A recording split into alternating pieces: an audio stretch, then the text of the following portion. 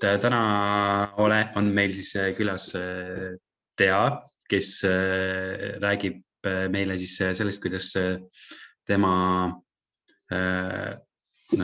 on alustanud õpinguid Sisekaitseakadeemias ja politseiametnikuna. Aga Tea küsikski kõigepealt, et kuidas selle kooli täpne nimetus on ja mis selle eriala täpne nimetus on, mida sa õpid? Ja, et tere ka minu poolt, mina olen Tea Talupoeg ja tõesti õpin praegu Sisekaitseakadeemias ja politseiametniku erialal, et see on siis politseiametniku kutseõpe. Ma praegu paralleelselt ka töötan, et nii-öelda siis ma saan palka selle eest, et ma käin koolis. Kooli õppepikkus on 1,5 aastat, et selle aja jooksul on siis võrdlemisi nii teooriat kui praktikat. Et õpe toimub nii Paikusel kui ka Tallinnas, et hästi selline mitmekülgne, huvitav ja ei ole selline rutiini tekitav, et hästi põnev. Ma olengi aru saanud, et politseiks saab õppida nii Paikusel kui ka siis seal Sisekaitseakadeemias või enamus on ikkagi seal Paikusel? Selle õppega nüüd niimoodi, et algselt kadetid alustavad, nii-öelda on eraldi siis kutseõppe ja kõrgharidus, et nad alustavad erinevalt. Kutseõppe üldiselt alustab alguses Paikusel ja kõrgharidus siis alustab alguses Tallinnas, siis nad vahetavad omavahel, et mis Paikusel toimub. Paikusel peamiselt on praktilised tunnid, enesekaitse, relvastus, et kõik selline, mida vaja praktiliselt läbi teha. Ja Tallinnas siis on selline teoreetiline pool rohkem ja samuti ka Narvas käiakse siis nii-öelda tegemas praktikat läbi, et see on siis puhtalt nagu keelepraktika, et tegelikult on 3 kohta, Paikuse, Tallinn ja Narva, et sellised 3 tükki jooksvad, kus siis kadetid saab käia, aga ja, et peamiselt Paikuse ja Tallinn on need kohad. Aga kuidas sinu lugu siis sinna kooli viis, et miks sina otsustasid, et nüüd sa lähed õppima sellist eriala? Algselt ma tegelikult läksin õppima noorsootööd Tallinna Ülikooli, aga miskipärast nüüd tegelikult ikkagi see politsei teema niivõrd palju paelus, et ma läksin abipolitseinikuks, tollal ma elasin veel Tallinnas ja astusin siis abipolitseinikuks Põhja prefektuuri ja kesklinna politseijaoskonda. Et selles mõttes noortega tegelemine on ka praegu minu töös, aga lihtsalt natuke teises võtmes, et ma tundsin, et ma tahan sellist, kuidas nüüd öelda, et ma tahan sellist põnevust. Mulle meeldib, kui on selline natuke adrenaliini rohkem pakkuv töö, et siis ma astusin Sisekaitseakadeemiasse ka, aga esmalt ma läksin üldse päästekolledžisse, et ma olen lõpetanud ka päästekolledži ja päästekorraldaja eriala. Ja siis enne, kui ma juba selle lõpetasin, ma töötasin tegelikult Politsei- ja Piirivalveametis, tegin natuke sisetööd Tallinnas ja siis ma sain pakkumise Lääne prefektuuri ja Pärnu politseijaoskonda. Ma võtsin selle vastu ja nüüd saab juba mais 2 aastat, kui ma töötan Lääne prefektuuri ja Pärnu politseijaoskonna patrullpolitseinikuna. Samuti osalen ka, mitte ei osale, aga teengi avariipolitseiniku ülesandeid, et eraldi avariiüksust meil ei ole, aga on siis välja õppinud politseiametnikud, kes ka seda teevad. Et see on hästi huvitav. Ja nii see tee nagu, nii see keerdkäik nagu käis, et varsti olen seda ka lõpetamas ja selles mõttes ega päästekolledž ei ole ka mul nurka jäänud, et seal ma olen vabatahtlik Pärnu päästekomandos, et ütleme nii, et Sisekaitseakadeemias saab päris mitu eriala, kust võib ennast lõpuks leida.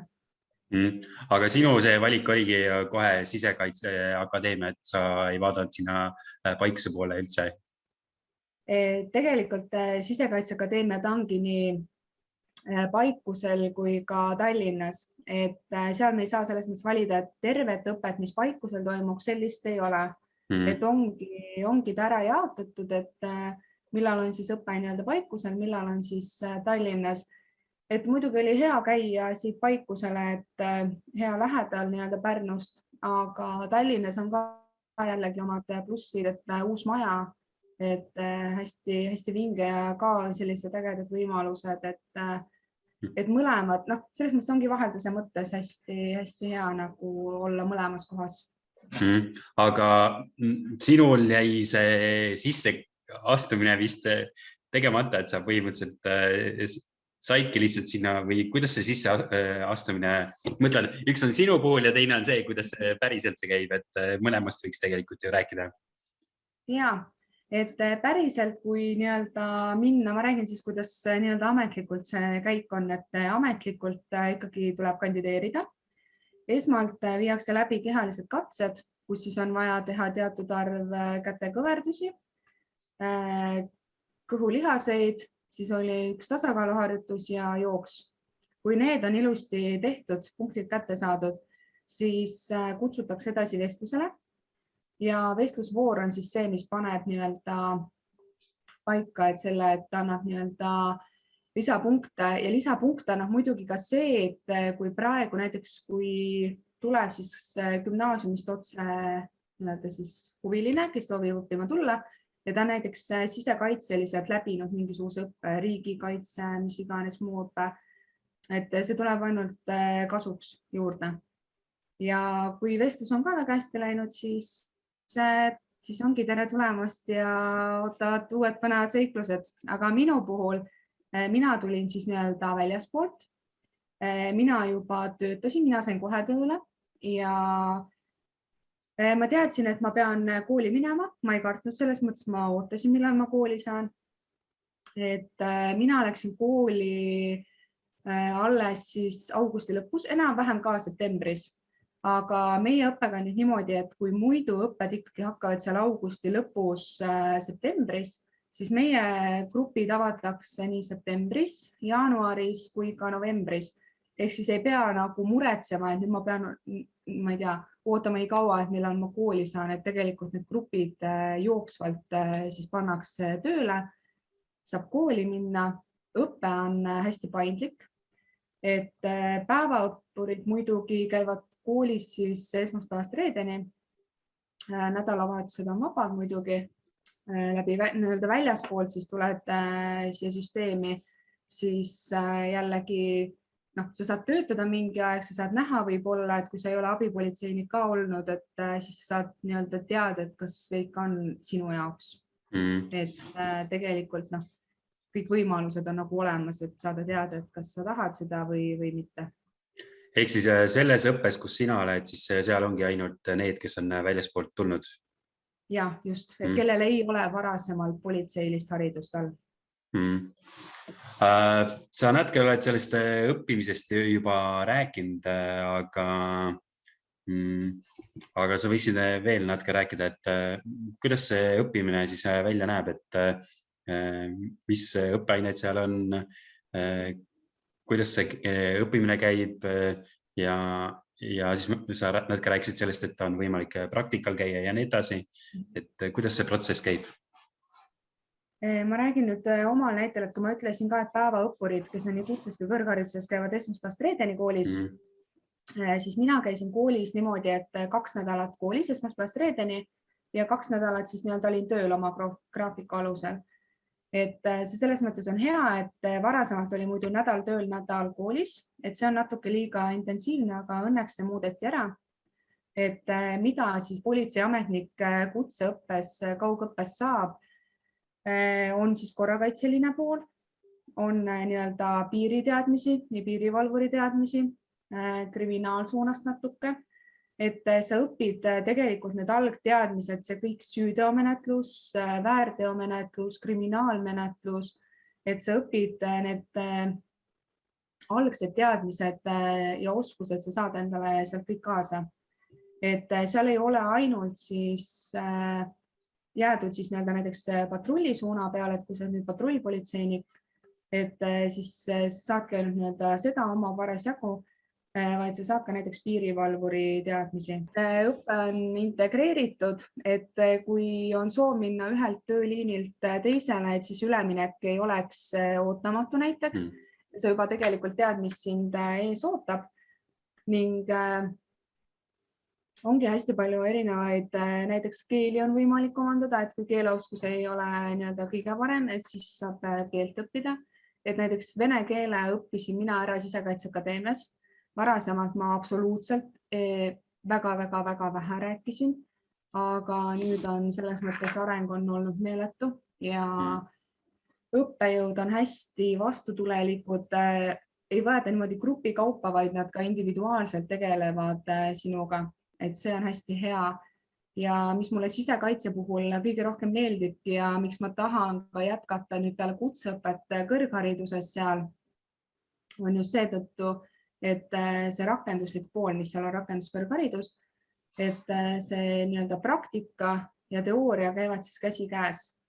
Et praktikat sa saad läbi teha nii patrullpolitseiniku korrakaitse suunal. Sa saad vaadata, mida teevad piirivalvurid, eks ole, rohelisel piiril, maismaapiiril. Saad vaadata, mida teevad piirivalvurid piiripunktis, eks ole. Ja saad tutvuda ka nii-öelda menetlejatööga, kes on siis kontoris. Et saad tegelikult näha ja ka ise teatud määral läbi teha neid tegevusi. Et see rakenduslik pool ongi just see, mis annab hästi palju, toetab seda teooriat. Et selle poolest ka mulle sisekaitse väga meeldib. Sinul seda elamisprobleemi arvatavasti ongi, et kuna sa käid tööl ja siis sa elad seal, kus sa elad, aga mõtlengi seda, et kui keegi peaks minema Sisekaitseakadeemiasse või õppima, siis kus nemad saavad üldse elada? Sellega tegelikult ei ole üldse probleemi, sest et Sisekaitseakadeemial on olemas ühiselamud nii Paikusel kui Tallinnas, kui ka Narvas sai uus valmis, kus me saime ka praktikal alles ööbida, et alati saab isegi, kui on see katsete periood ja inimene tuleb kaugemalt, et see, et ta ei peaks hakkama nüüd, näiteks tal on 2 päeva järjest on nii katsed kui vestlus, et ta ei peaks hakkama edasi-tagasi sõitma, Sisekaitseakadeemia pakub majutusteenust selleks ajaks. Et alati on seal võimalik, mina ei tea küll kedagi, kes oleks jäänud nii-öelda ukse taha, et seal saab alati läbi rääkida. Komandandid on hästi toredad, et kõik on alati ette valmistatud. Toitlustuse poole pealt on ka, et saab alati toidu tellida, et seal antakse võimalused ka, et saad ennast kirja panna, et selles mõttes organiseeritud on hästi, et keegi ütleme niimoodi, et tühja kõhu ja ilma katuseta ei jää. Siis sellest sa natuke rääkisid, et sina töötad ja samal põhimõtteliselt sulle makstakse selle eest, et sa õpid ka, aga kuidas sellel tavaõppuril, missugused toetused või mingid stipendiumid, rahalist tuge pakutakse selle kooli poolt? Kas sa üldse tead? Ja, kuna ma olin ise päästekolledžis algselt ja ma olin ka seal päevaõppuriks, siis ma käisin esmaspäevast reedeni koolis. Siis põhistipendium, mida saab nii-öelda päevakadett, on 260 eurot kuus. Lisaks sellele veel, kuna ma olin ka rühmavanem, siis ma sain lisaks, rühmavanem siis valitakse oma grupi seast, et lisaks sellele on veel boonus, praegu ta on 30 eurot, siis ta oli 25 eurot. Ja lisaks sellele, kui sa oled aktiivne, sa osaled erinevatel üritustel, oled spordis aktiivne, et need on kõik erinevad stipendiumid, mis annavad sulle juurde, oled õppimises tubli, on sul ka selle eest võimalik veel lisaraha teenida.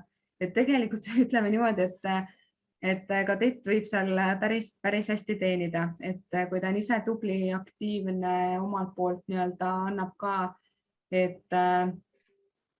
aga igakuine see 260 eurot on olemas ja sellele lisaks on siis erinevad boonused, et kui sa oled aktiivne, et ka seal on võimalik siis saada stipendiumit, kui sa oled hea õppur, on võimalik saada stipendiumit ja lisaks päevaõppurid saavad 3 korda päevas tasuta süüa ja ööbimine on ka samamoodi, et majutus on tasuta.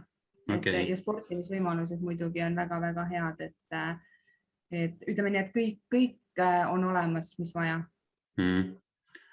Sa tõid juba nii palju plusse välja, aga kui rääkida veel mingitest plussidest, miinustest, siis mida sa veel välja tooksid? Miinustest, ütleme alati igal heal asjal on ka halvad küljed, aga ma kohe ei oskagi. Ütleme niimoodi, et õppekorraldusliku suuna peal vahel on selliseid probleeme, et ütleme need, kes on õppekorralduses, võib-olla see info liikumine on vahel selline natuke vajaka, aga see on pigem selline korralduslik pool, et kus on muud spetsialistid, et see ei puuduta ainult siis kadette. Ja miinustena on ka võib-olla see, et kutseõppes on ütleme kaugõppe ka, et ta on tegelikult suhteliselt intensiivne, et kui sul on pere ka, et mina kui üksikinimene, minul ei ole selles mõttes probleemi, aga kui on pere, siis tuleb arvestada ka selle ajaga, et kõik see aeg, mis läheb õppimiseks, sest et iseseisvat õppimist on ju palju. Ja see, et endale selgeks teha need asjad, et ütleme, sealt tuleb seda aega ohverdada, et sellega tuleb arvestada. Aga kui inimene ise tahab, et siis see 1,5 aastat üle elada ja peale seda võib jälle rahulikult võtta. Aga mis sa arvad, mis on veel oluline teada sinna õppimineku kohta?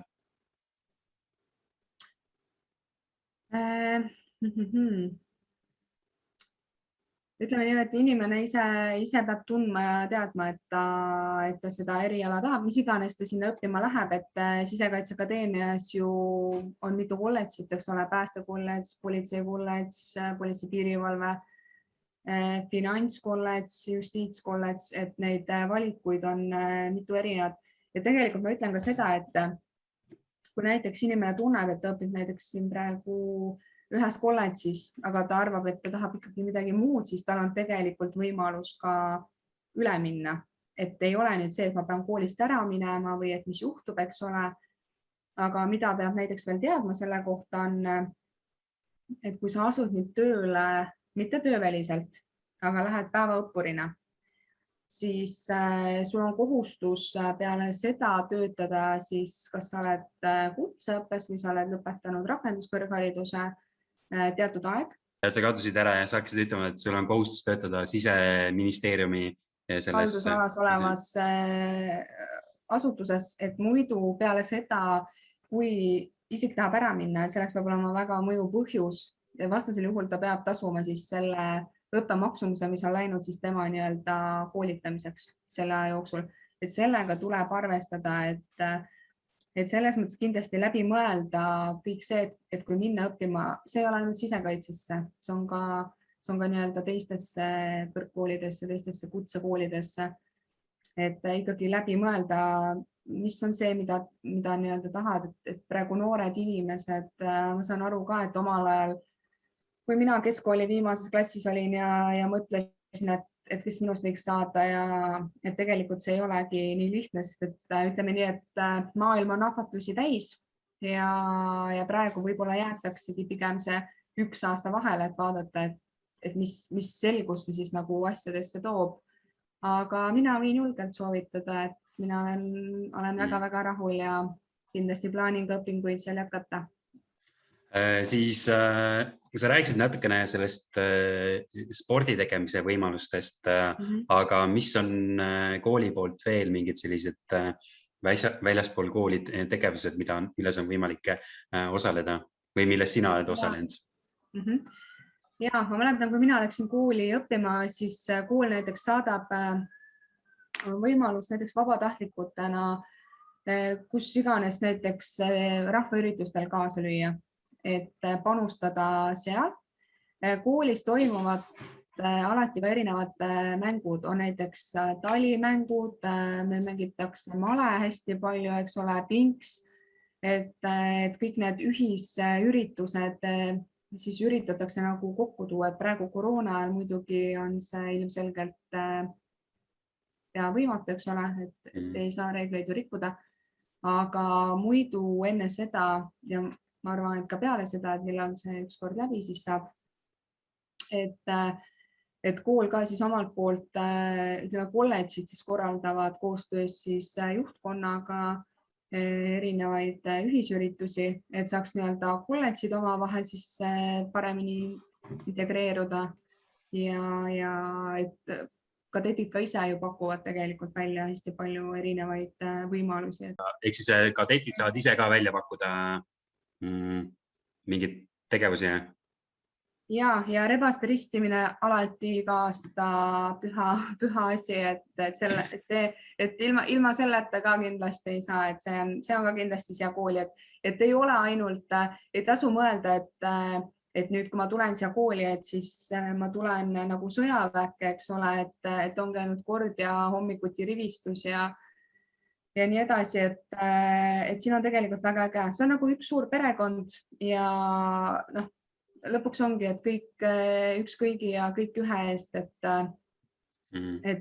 peamine ongi see, et oled ise vaba, avatud, suhtled, et hästi palju erinevaid tutvusi ju leiab siit, et kui sa asud ükskõik kuhu siis tööle, et nii-öelda kolleege saada ka erinevatest valdkondadest ja sõpru, see on ainult suur pluss, et mina olen väga-väga hea sõbranna saanud endale siit koolist näiteks. Aga mis soovitused sulle edasiõppimiseks on nendele noortele, kes mõtlevad, et tahaks midagi edasi õppima minna, aga ei tea, kui sa, et siis sa võid iseenda kogemuse peale mõelda ja mõelda, et kuidas sina oled oma valikuid ja otsuseid teinud? Ma arvan, et selles mõttes noortel, kõigil meil on ikka ju mingi südamesoov, et kellena me võib-olla näeks ennast või kuidas me näeks ennast, et ei saa nõuda, et kes ma nüüd 5 aasta pärast olen. Näiteks kui keegi küsib ka minu käest, et kus ma 5 aasta pärast olen, ma ütlen ausalt öeldes, et eks elu näitab, eks ole, et ei saa ju ära sõnuda, et sa võid soovida tahta, aga sa ei tea kunagi, kuidas tegelikult asjad lähevad.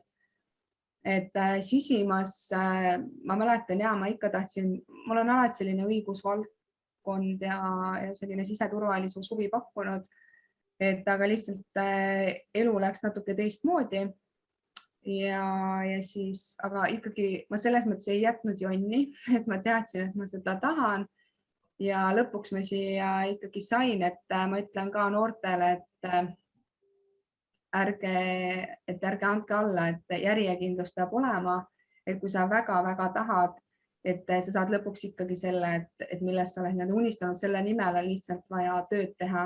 Et mina olin valmis ka sellepärast kolima ja et kui see on seda väärt, et praegu ma tunnen ja ma olen rahul, et see on seda väärt ja selles mõttes see hingerahu nagu peab olema, et seda peab tundma.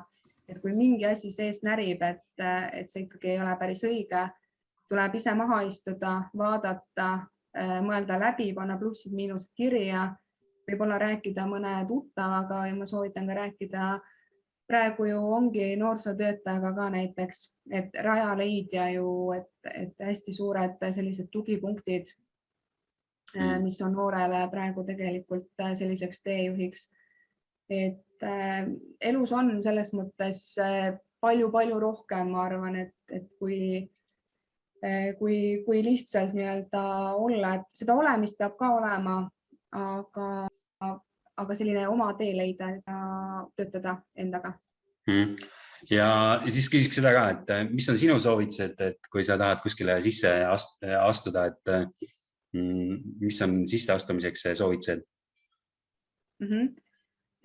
Kindlasti natuke ette valmistada, et kui sa tead, kus sa lähed, mida sa teha tahad, et päris mitte, mul just oli vahetult enne, kui ma sinuga just rääkima tulin, mul oli üks koolivestlus ja sama kõrgharidusse, et päris ütleme niimoodi, et mitte minna nüüd puusalt, eks ole, et natuke ette valmistada, kui sa enam-vähem tead, mis sind ees ootab, et mitte jääda selles mõttes nagu teadmatusse olukorda. Et ma olen ka seda ka nii-öelda ise kogenud ja julgen seda nii-öelda väita, et see ei ole nii-öelda hea tunne, et kui sa jääd, kuigi sa tead, et sul oli võimalus, sul oli see aeg ette valmistuda, aga sa seda ei kasutanud, et kindlasti ette valmistuda ja olla endas kindel, usaldada ennast, et kui sa tead, mis asja nimel sa lähed seda tegema, et siis see tuleb iseenesest ka. Et leida endast julgus ja kõik, et.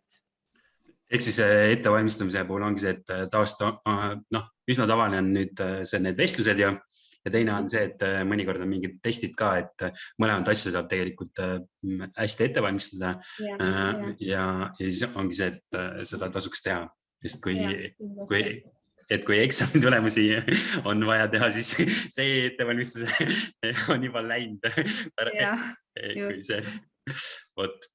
Aga minul oli sinuga hästi tore vestelda ja sain selle kooli õppimise kohta hästi palju teada ja sain selle kohta ka teada, et sa oledki hästi palju katsetanud ja proovinud erinevaid asju ja liigud järjest rohkem sinna suuna, kus sa ise tunned, et kus sa peaksid olema. Et ma arvan, et see on selline hea lugu või mida noored peavadki iseenda jaoks siit võtma. Ja mina tänan sind ka, Merlis, ja minul oli ka samuti tore vestelda ja ma loodan, et ma sain noortele anda ka omalt poolt sellise väikse sõnumi edaspidiseks tulevikku.